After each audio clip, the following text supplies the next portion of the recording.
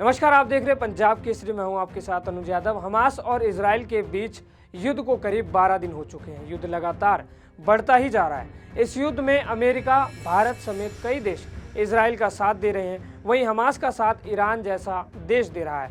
आपको बता दें, ये वही ईरान है जो एक समय में इजराइल का दोस्त था, लेकिन अब ईरान और इजराइल एक दूसरे के दुश्मन हैं, क्योंकि अब ईरान हमास का साथ दे रहा है और खुलकर समर्थन भी कर रहा है। आपने बीते दिनों देखा होगा कि ईरान हमास की हर तरह से मदद कर रहा है। दूसरी तरफ लेबनान हमास की ओर से इजराइल पर हमला कर रहा है।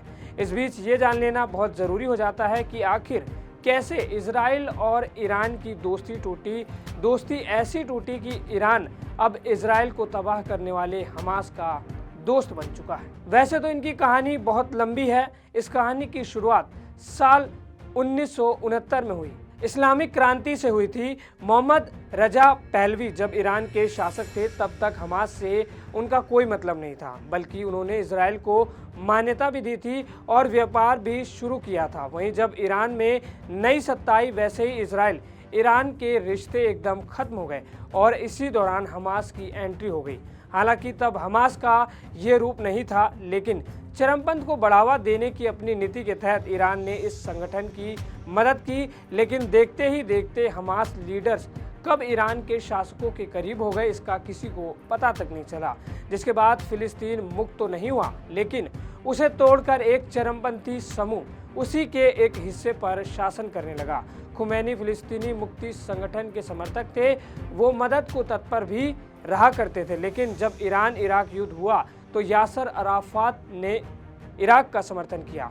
यहीं से ईरान की नज़रें इन पर टेढ़ी हो गई। इसके बाद से ही ईरान ने हमास का साथ देना शुरू कर दिया।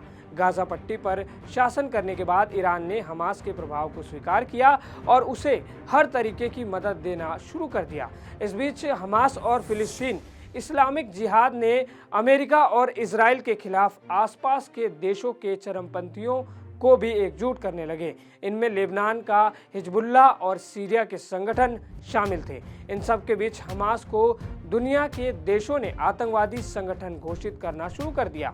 इस पहल के बाद हमास ईरान के करीब पहुंच गया और उसे समर्थन मिलने लगा।